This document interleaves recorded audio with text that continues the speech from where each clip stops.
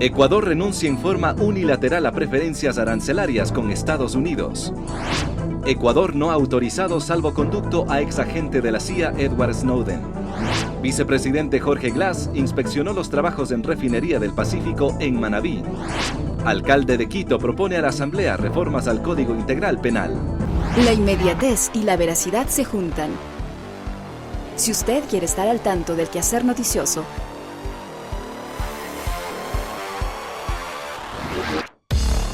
conéctese a www.elciudadano.gov.es.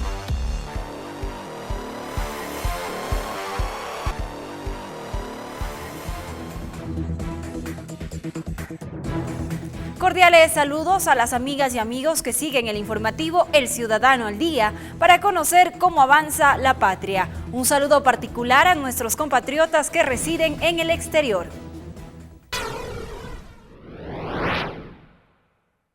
Iniciamos con la información. La secretaria de Gestión Política, Betty Tola, ratificó que Ecuador no ha autorizado la expedición de ningún salvoconducto o documento de refugiado que permita a Edward Snowden, ex técnico de la CIA, su traslado hacia nuestro país.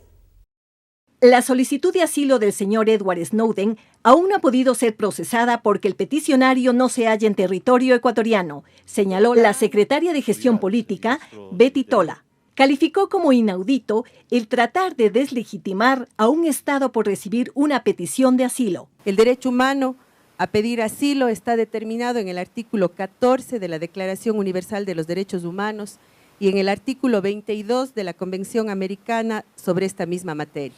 De la misma forma está establecido en nuestra Constitución en el artículo 41 y ratificado en el artículo 4 de la Ley de Extranjería. Tola señaló que las revelaciones de Edward Snowden versan sobre programas de espionaje secretos alrededor del mundo, contrarios al ordenamiento jurídico internacional. Y que las sanciones por los delitos por los cuales se lo acusa podrían contravenir la Convención Interamericana de Derechos Humanos, que lamentablemente Estados Unidos no ha ratificado. La secretaria de Gestión Política hizo un llamado a la reflexión al mundo entero sobre ¿quién ha traicionado a quién? Buenos días. El secretario nacional de Comunicación, Fernando Alvarado, informó a la opinión pública internacional que el Estado ecuatoriano renuncia a las preferencias arancelarias con Estados Unidos debido a las presiones externas utilizadas para mermar la soberanía nacional en varios asuntos políticos. Ecuador no acepta presiones ni amenazas de nadie y no comercia con los principios ni los somete a intereses mercantiles, por importantes que estos sean. Ecuador recuerda al mundo que las preferencias arancelarias fueron originalmente otorgadas como una compensación a los países andinos por su lucha contra las drogas, pero pronto se convirtieron en un nuevo instrumento de chantaje. Por su parte, en la misma rueda de prensa, el ministro del Interior negó que en el país se realicen escuchas telefónicas con fines políticos, como lo han sostenido varios medios de comunicación locales e internacionales. En Ecuador no existen escuchas telefónicas con fines políticos, sino únicamente las que se han dado para investigaciones criminales. El uso legal y legítimo de estas herramientas ha permitido, entre otros, resolver exitosamente el 100% de los casos de secuestro. Agregó que si estos medios no prueban en 24 horas sus aseveraciones, quedarán ante el mundo como unos simples mentirosos. El vicepresidente de la República, Jorge Glass, recorrió en Manabí el proyecto estratégico Refinería del Pacífico. Aquí constató los avances en los trabajos de movimientos de tierra que se ejecutan en la actualidad. Su llegada fue puntual. El vicepresidente Jorge Glass, acompañado de los ministros coordinador de sectores estratégicos, Rafael Poveda, y de recursos naturales no renovables, Pedro Merizalde, recorrió la obra de la refinería del Pacífico en el sector El Aromo, en Manabí. Planteémonos cosas grandes que las vamos a conseguir. Nos hemos desafiado, nos hemos puesto un desafío gigantesco en estos 4 años. Cambiar la estructura económica del Ecuador. Eso es el real cambio de la relación de poder. Glass también estuvo en un centro de capacitación montado por la empresa brasileña Odebrecht.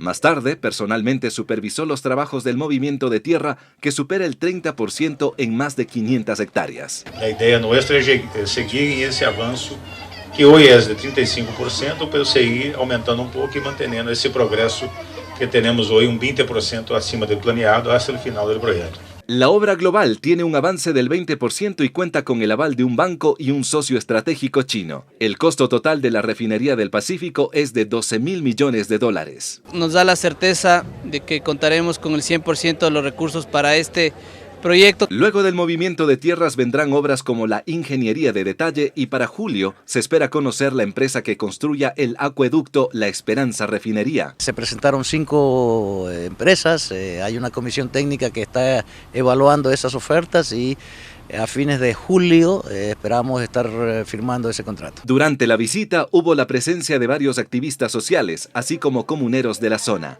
Allí se harán obras sociales, según se comprometió el vicepresidente Glass.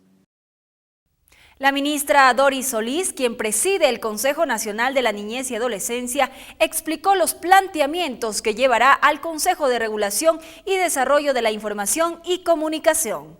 Vamos a empezar a trabajar con los equipos de comunicación de los consejos, pero también con estudios ya existentes de facultades de comunicación, estudios existentes de observatorios de medios como el que ha promovido la Fundación Gama en la provincia de La Suay. Es decir, todo lo que haya relativo a tener una valoración objetiva, tanto en positivo como usted ha señalado, yo creo también que hay avances importantes. Un total de 80 juezas y jueces especializados en violencia intrafamiliar asisten al curso de educación continua sobre violencia contra la mujer y la familia. El taller es organizado por el Consejo de la Judicatura y la Escuela de Derecho y Constitucionalismo del Instituto de Altos Estudios Nacionales IAEN. Docentes extranjeros y nacionales imparten materias como teoría constitucional, ley contra la violencia de la mujer, perspectiva de género en el fenómeno jurídico e igualdad y no discriminación. La víctima de violencia requiere de un acompañamiento de psicólogos, por ejemplo, que le permita desentrañar qué es lo que está pasando. Hay efectos psicológicos profundos en las mujeres víctimas de violencia doméstica. Importante en vista de que estamos reforzando conocimientos, en especial respecto de la perspectiva esta de género. Específicamente es derechos humanos de mujeres, constitucionalismo y también la perspectiva de género, que es lo fundamental como herramientas de trabajo dentro de los juzgados que se van a implementar.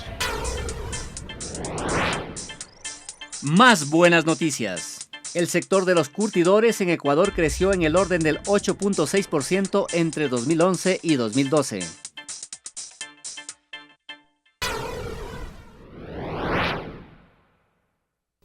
Si de emociones extremas se trata, el Parque Nacional Cayambe-Coca es la mejor opción.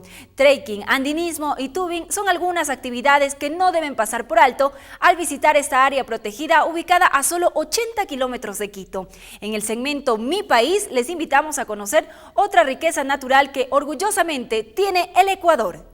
La Reserva Ecológica Cayambe-Coca es la más grande y con más ecosistemas del Ecuador, incluyendo picos, nevados, bosque tropical y selva. Además de albergar los volcanes Reventador y Cayambe. Y con lo que es el área de turismo, entonces el beneficio es por la visita de los turistas que tenemos acá en la localidad, sobre todo en los fines de semana. Aquí. Este extenso territorio es el hábitat de una variada fauna, con 106 especies de mamíferos, unas 900 especies de pájaros, lo que representa más del 50% de las especies que existen en el Ecuador. Esto es lo que le convierte en un excelente lugar para la observación de aves. El Cayambe es el único y el más alto volcán activo ubicado exactamente en la línea Ecuador. Este parque cuenta con la cascada San Rafael, una impresionante caída de agua de 160 metros de alto y 14 metros de ancho, provocada por la confluencia de los ríos Quijos y El Salado. Nos encontramos en la zona baja del Parque Nacional Cayambe-Coca, en un punto de control de la cascada San Rafael. La Reserva Cayambe-Coca ofrece incontables senderos para caminatas, algunas de ellas autoguiados. Y los más intrépidos también pueden practicar rafting y canopy. Este es un patrimonio natural del Ecuador que está a disposición de todos. Parque Nacional Cayambe Coca. Todos los paisajes de Ecuador en un solo lugar.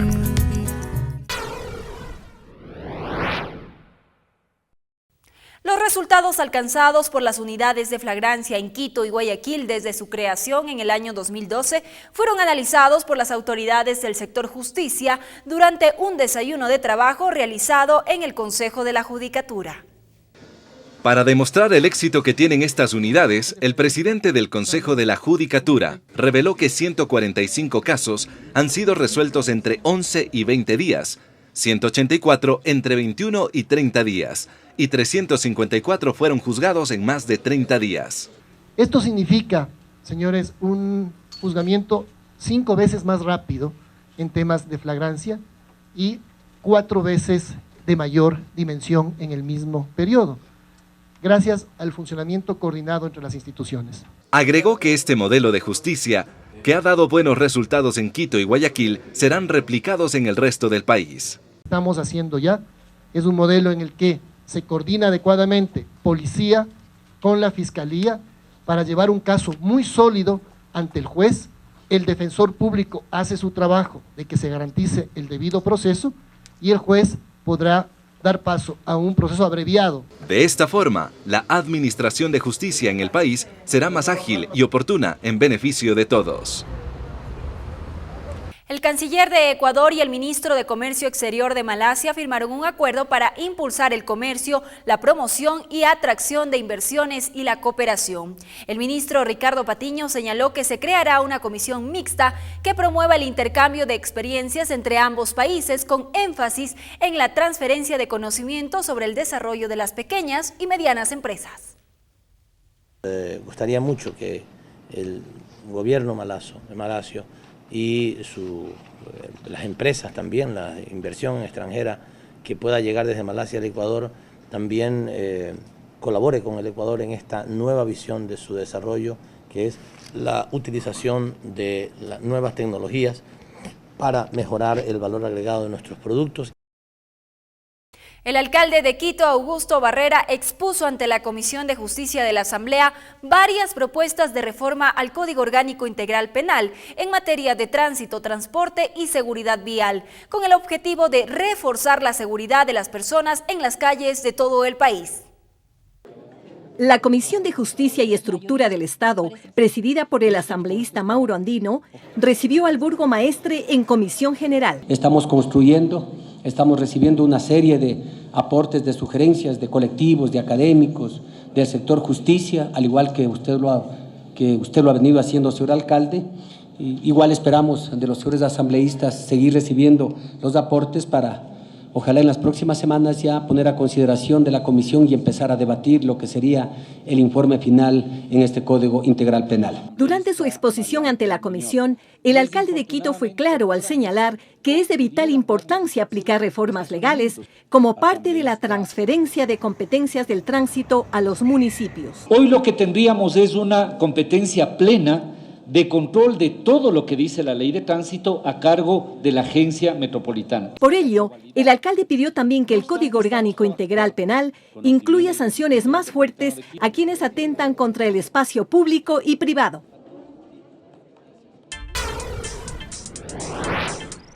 Más buenas noticias. En mayo de 2013, el índice de confianza empresarial aumentó 14 puntos con respecto a abril, para ubicarse en 943.4 puntos.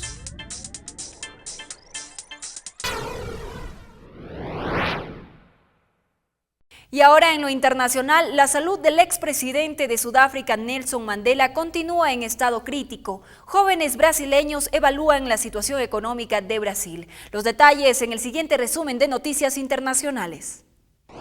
La salud del expresidente de Sudáfrica, Nelson Mandela, continúa en estado crítico. Informes de la Casa de Salud señalan que ha sido conectado a un respirador artificial. Sin embargo, el líder no deja de recibir mensajes alentadores de parte de las personas que llegan hasta el hospital. Jóvenes brasileños se congregaron en las afueras de la Universidad de Río de Janeiro en asamblea para evaluar la situación económica de Brasil. Ellos exigen la democratización de los medios de comunicación, así como la garantía del futuro de los estudiantes universitarios. Miles de obreros de cobre en Chile, liderados por la Confederación de Trabajadores del Cobre, se unieron al paro nacional de los estudiantes en favor de la nacionalización de dicho metal y en defensa de sus derechos. La Corte Suprema de Justicia de Estados Unidos declaró inconstitucional la controvertida Ley de Defensa del Matrimonio, que lo define como la unión entre un hombre y una mujer. Esta determinación implicaría una importante victoria para las parejas del mismo género. Finaliza así el Ciudadano al Día y como de costumbre les invitamos a que continúen con el entrevistado de hoy. De mi parte los espero en la próxima emisión. Hasta pronto.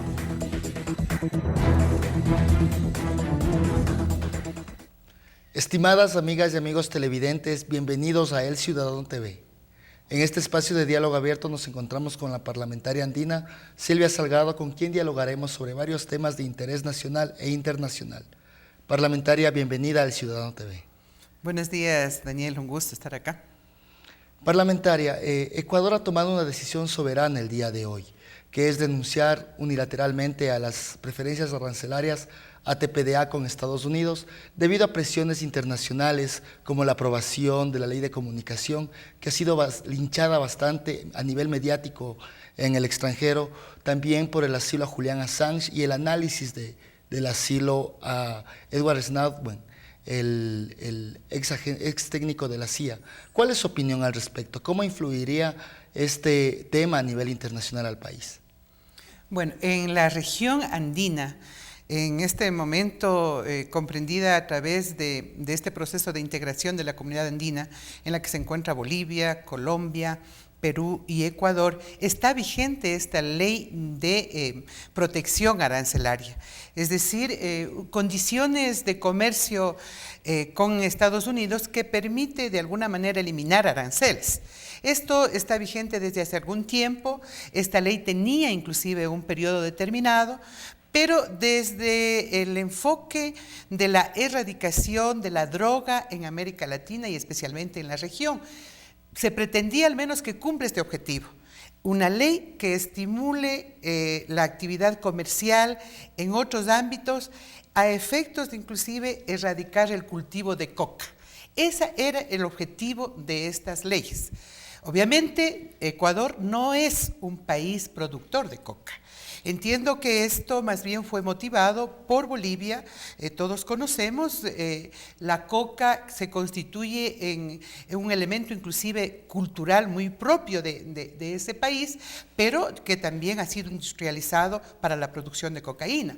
En todo caso, en la región somos beneficiarios durante estos años de estos aranceles en condiciones beneficiosas.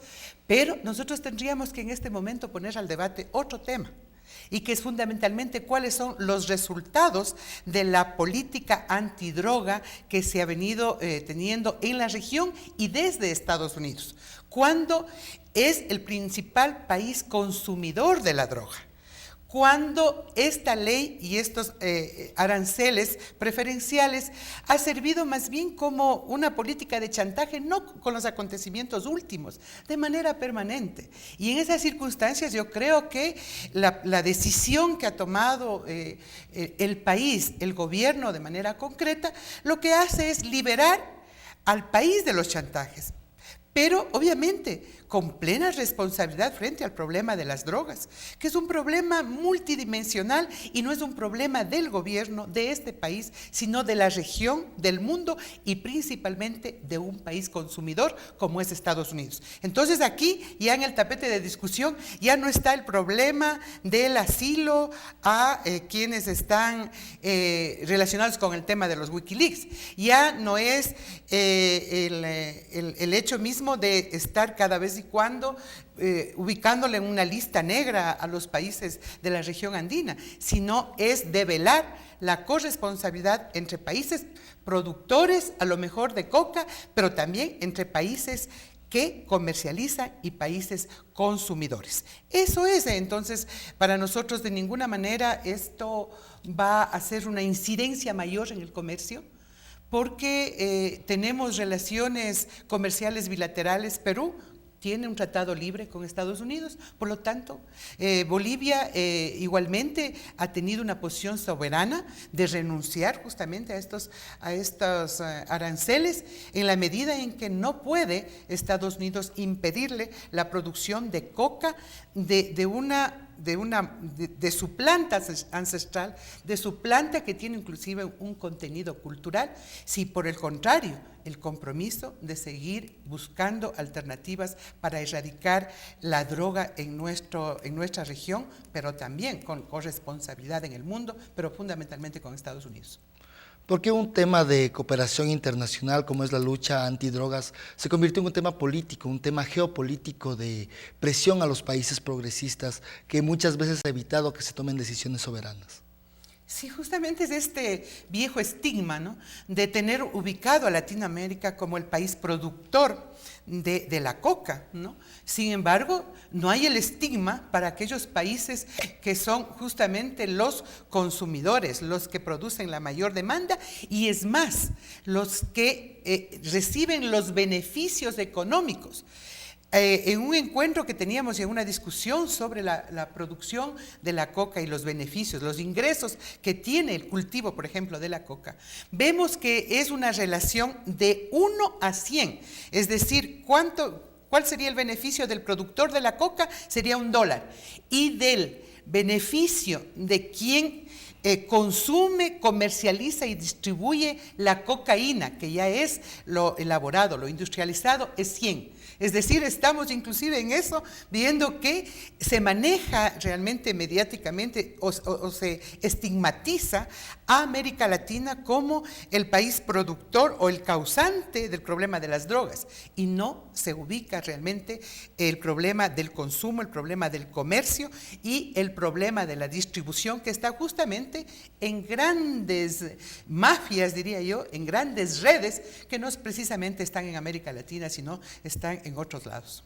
Perfecto, parlamentaria. Pasando a otro tema, la Unión Alianza País Partido Socialista alcanzó 4 curules en el Parlamento andino. Es bastante el desafío que tienen para los próximos 4 años de periodo constitucional. ¿Cómo impulsarán ustedes el trabajo, la agenda parlamentaria a nivel andino? En elecciones le habíamos propuesto al pueblo ecuatoriano el apresurar el paso en torno a la Constitución y a la construcción de esa gran patria grande, que es ese sueño que hemos tenido históricamente los latinoamericanos y en Sudamérica en particular. Y a través de la comunidad andina, a través del Parlamento andino, podemos incidir en ello cuando tengamos la posibilidad de ir convergiendo entre países de Sudamérica, una convergencia que nos permita superar el tema andino inclusive de los 4 países hoy que lo integran formalmente y por el contrario ir más bien hacia la constitución de una institucionalidad que nos permita ir haciendo el acompañamiento de lo que ya es una voluntad expresada por nuestros gobiernos y también acompañada por nuestros pueblos. Me refiero a la UNASUR. Ojalá entonces el tema de la integración supere el asunto andino y vayamos a la constitución de un parlamento sudamericano que acompañe a esta propuesta que hoy es una realidad, pero que sin embargo es apenas un embrión, que es la UNASUR. Entonces, el gran tema de debate, el gran tema de diálogo y de consenso desde el Parlamento andino con esta mayoría que usted lo señala y que se expresó en las urnas por voluntad propia del pueblo ecuatoriano, será hacer un acompañamiento para fortalecer la unidad latinoamericana y ojalá podamos inclusive terminar este periodo constituyendo el Parlamento sudamericano a partir de esta convergencia del Parlamento andino y del Parlamento del Mercosur. Sobre este tema es la reunión que se realizará en Quito el próximo mes de julio en cuanto a la Semana Andina. Bueno, hemos venido impulsando algunas reuniones y algunos diálogos. La semana pasada estuvimos en Santiago de Chile discutiendo y debatiendo lo que también se avisora como otros procesos de integración que a mi criterio a lo mejor puedan tener otras intenciones. Me refiero a la presencia de Alianza del Pacífico en la región, ¿no? Estuvimos en Chile justamente discutiendo en la medida en que Chile, Perú, Colombia, que pertenecen a la CAN, también están formando parte de este otro proceso diría yo, de proceso de integración en el plano comercial. Y por lo tanto, nuestro interés mayor es igualmente poner al debate y a la discusión con estos países y con los del Cono Sur, más Venezuela, que no está todavía, que no está en la CAN, que no está en Alianza del Pacífico y que está en este proceso en el Mercosur. O sea, quisiéramos empezar a poner en el debate público, en el debate sudamericano, o sea, ¿cómo logramos es confluir a un solo proceso de integración y no dispersar? No podemos tener los mismos países en la Alianza del Pacífico, los mismos países en la UNASUR, ¿no? Y obviamente parlamentos andinos, parlamentos del Mercosur, parlamento de la Alianza del Pacífico, y por eso nosotros en julio será el espacio en donde estamos convocando a los países que integran Alianza del Pacífico, a los países que integran el Mercosur y a los países que integran la comunidad andina para realmente transparentar la integración, para develar los intereses, inclusive que pueden estar ocultos, porque no entendemos de otra manera, si los mismos países integran la UNASUR, estemos propiciando o impulsando otro tipo de alianzas. Claro, de hecho hay libertad para hacerlo, pero hay también la posibilidad de diferenciar cuáles propenden a una unidad latinoamericana desde constituirnos como fuerza de incidencia en el mundo y otros simplemente para privilegiar tratados de libre comercio. El objetivo es consolidar a la UNASUR y no solamente que se trabajen aisladamente con agendas propias la Alianza del Pacífico o la Alianza Bolivariana para los pueblos de nuestras Américas. Bueno, Sudamérica especialmente está reaccionando y está viviendo momentos alternativos frente a lo que fue ya un modelo económico impuesto, el neoliberalismo, que trajo como consecuencias pobreza, que trajo como consecuencias finalmente que nuestros pueblos, o sea, estén excluidos, o sea, de la salud, de la educación, del trabajo, de la seguridad social.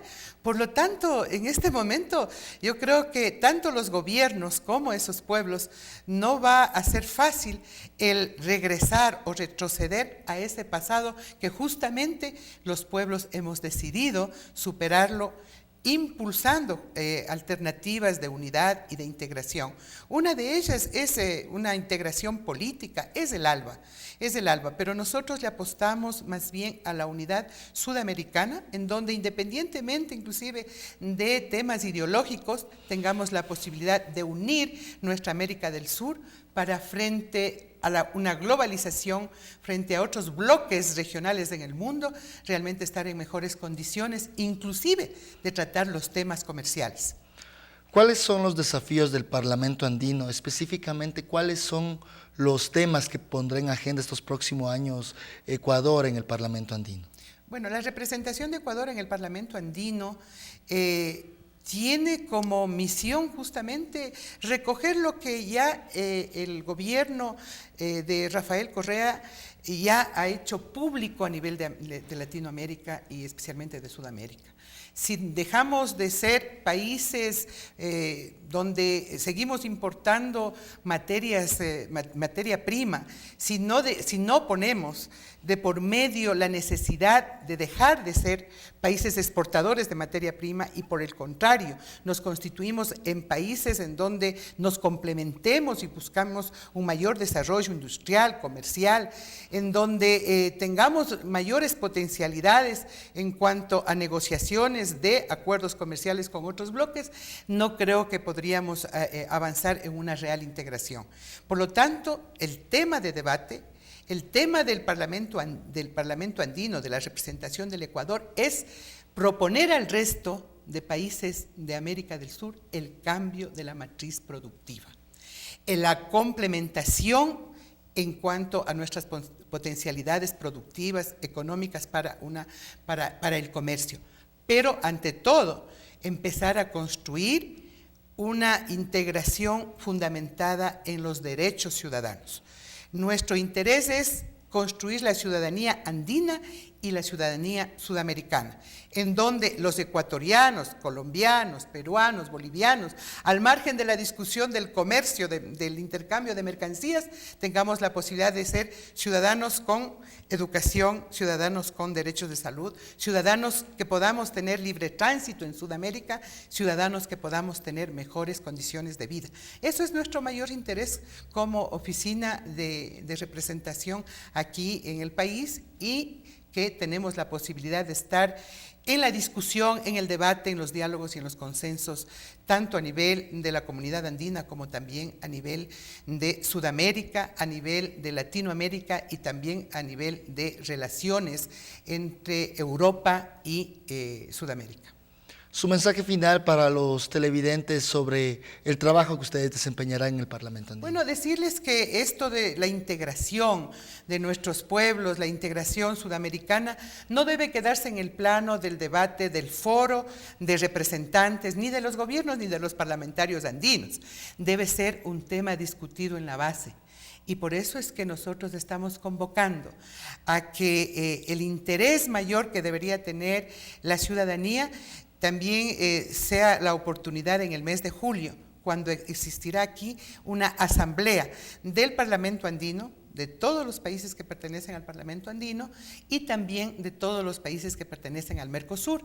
Vamos a tener entonces debates sobre el tema de la integración, cómo el pueblo ecuatoriano lo está mirando la integración, qué beneficios tiene la integración, cuál es el camino, el rumbo que debe tomar nuestro país, los representantes, a efectos de construir esto que hay que bajarle de eslogan, ¿no?, de discurso de la patria grande a cosas mucho más concretas, que el pueblo ecuatoriano primero las conozca y luego las defienda. Parlamentaria, muchísimas gracias por esta entrevista con El Ciudadano TV. Muchísimas gracias a usted.